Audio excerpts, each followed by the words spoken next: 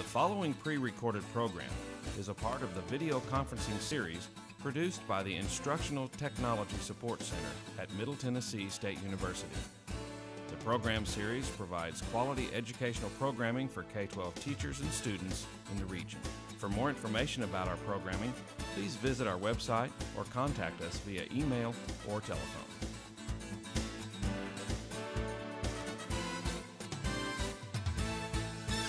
Welcome to the Satellite and Webcasting Center at Middle Tennessee State University. I'm Connie Schmidt, your program producer. Pat Jackson is our director. I'd like to welcome our satellite viewers, our cable television viewers, and our webcasting viewers. We invite all our participants to call in with questions today on our toll-free telephone line at 1-866-904-8352. We're delighted to have Dr. Zaf Khan back with us today. Dr. Khan is a faculty member in the Department of Elementary and Special Education here at MTSU. He's joined in the studio by some of his MTSU education students. Today's presentation is Bully Proofing Blueprint, Effective Classroom and School-Wide Strategies to Eliminate Bullying and School-Induced Psychosis. I'm going to turn it over now to Dr. Zaf Khan. Okay, thank you, Dr. Schmidt. I'd like to start out with a story. How many of you like stories? Well, this actually happened to me. And it was in South Africa, that's where I'm originally from. It was in a 6th grade school during my middle school years. I remember coming to school. It was the most horrific 3 months of my life. It's like yesterday. I remember it and recall every single thing about it. Yes, he was tall. He was 6'2" in height. He was approximately 215 to 220 pounds. And he, yes, made my life miserable. His name was Ox. Yes, Ox. And he was really big. And what happened every day, he would taunt me, verbally abuse me, sometimes even kick at me for no reason. This happened to continue for about 3 months. 3 long months. And I agonized over it. It was a very painful time, 6th grade. I remember going home, breaking out in cold sweats. I remember going home and remember having nightmares, literally nightmares. And it was just not going to be a good day at school every day. My attendance over that 3-month period started to lag behind. I hated school. I did not want to go to school because I was being bullied for 3 months. So I talked to my teacher. My teacher said, "Oh, don't worry about it. You guys just horsing around." I talked to my mom or dad, and she said, "Oh, they'll be okay. Kids will be kids. Just go with the flow," that kind of. But my life was miserable. Internally, nobody could see the wounds inflicted on me because you cannot see it. My pain, my anxiety, my sadness, my joy, my happiness, everything became questionable. I started to rethink whether I really want to go to school, whether education was something I really want to pursue. And I got to a point where I felt helpless. Yes, I am a testimony to you today about exactly what happened in my life. And this is a personal voyage for me. So what I hope to do today is share with you some insights and some ideas, concepts on how to prevent such a thing from happening. But my story does not end there because I know you like stories. Nobody came to my rescue, so I had to fend for myself. But Ox did not know that I've had about 3 years of martial art experience. And I did not want to do anything because my dad and mom told me not to fight back. So I remember this very clearly. Ox comes up to me, and he has all of his friends with him.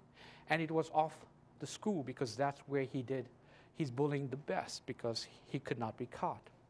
So he walks up to me, and I remember him walking up to me And then I remember also what my Sifu, who is my Kung Fu master, taught me in 3 years. He said, get into a low stance.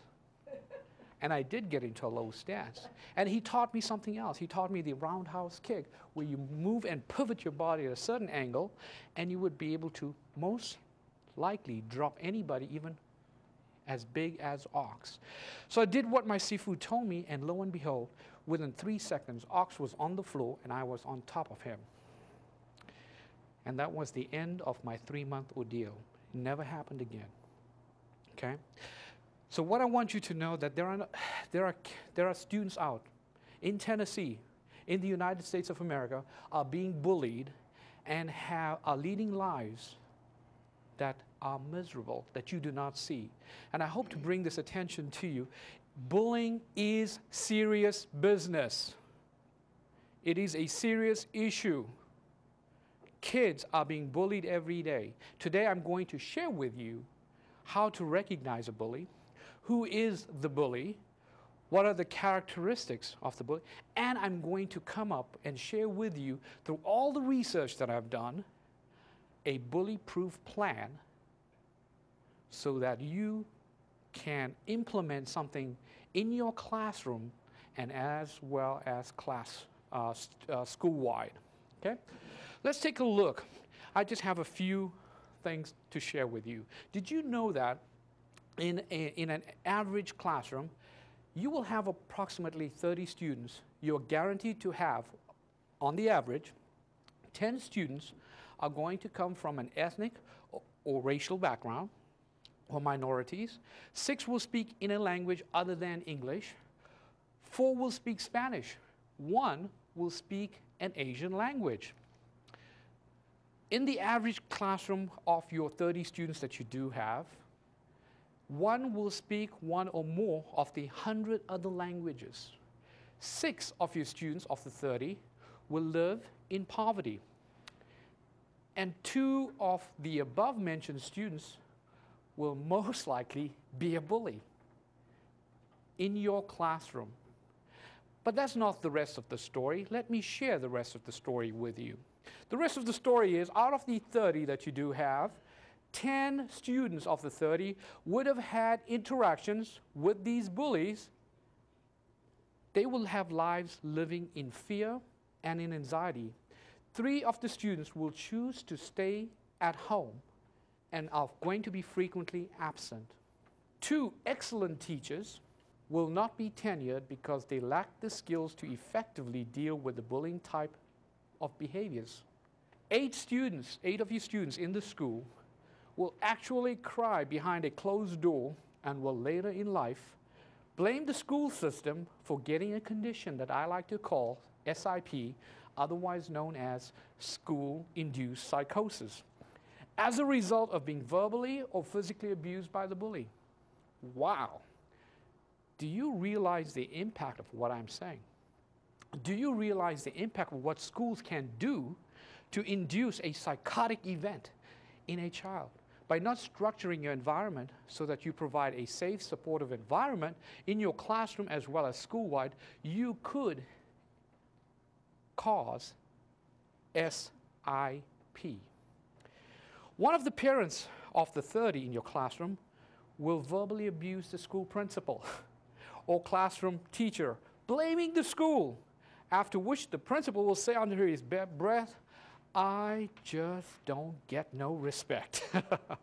So what do we do, Dr. Khan? Well, the good news is you are here in the right place at the right time. And I'm going to share with you some of the cutting-edge ideas that I'm going to bring to you so that we can eradicate, eliminate, decrease the amount of bullying that's taking place in our schools today. Well, let's talk about something shocking that you need to know about.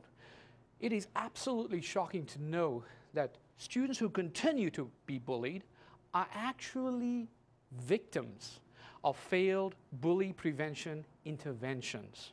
Yes, that happens by no accident. That happens because we are not equipped with the right tools, the right strategies, the right systems in place to be able to prevent this monstrosity from happening again. Okay? There's something else that I love. It's called Pareto's Law. Pareto's law is a piece of intuitive statistics. Basically what it says is that 80% of your bullying behavior will come from 20% of your students. Yes, I'll say it again. In your schools and in your classrooms, 80% of your bullying behavior will come from 20% of your students. This is the 20% we need to bring all of our resources, our energy to be able to decrease that amount. And that's what I'm hoping to do with you today, is take that 20% and totally eliminate it. Okay? So what is this thing called school bullying?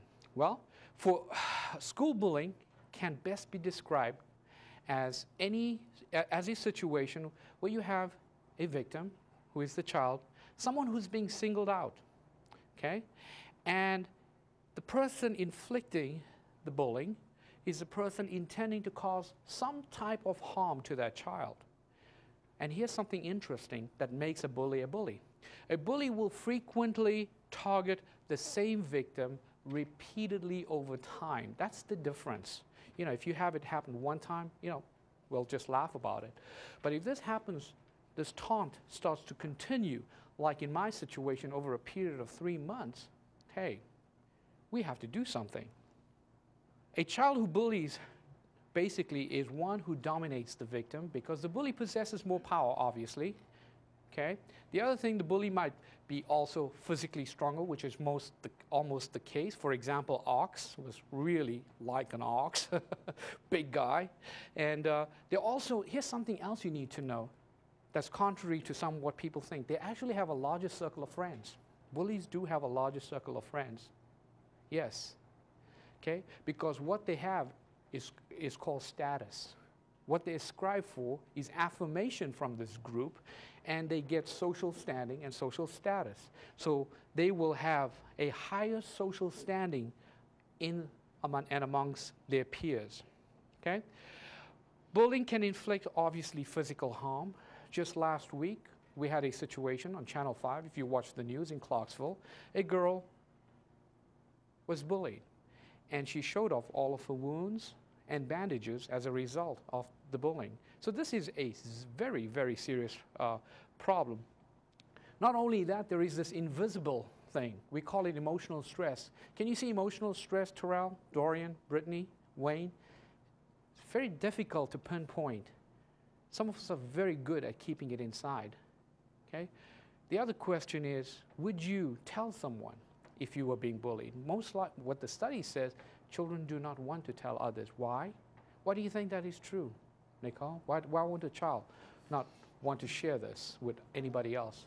Not necessarily peer pressure, but the pressure from peers if they found out that they told. Yeah, yeah. And something else would be possibly, can you be embarrassed by it? Yeah. Absolutely, yeah, yeah. It just reduces your social standing somewhat. And everybody wants this status in middle school especially, okay? There's social embarrassment, there is this humiliation that goes on. Here's something you need to know about a bully. In all of my research, I wanted to find out, so what types of needs did Ox really have, the guy who bullied me? So I found out in my research that, number one, he has a need for respect. He has a need for attention. He has a need for power, a need to be recognized by his peers and others. He has a strong need for leadership, and he wants also to be affirmed. And there is this need, you would not believe this, but it's true. I want to be famous. I want people to know who I am. I want to know who I am, and I want them to respect me. Also, there is this need for belonging. Go ahead and add one more to that. I just thought about this last night. It's number 9, a need for control. A need for control. Under my special note, you will notice that I make the statement that unfortunately, these needs are always going to be negatively reinforced. And you know who does that best? The student themselves, bystanders, and shockingly, teachers. Yes, and I'll talk to you about how that happens. Yes, we negatively reinforce that.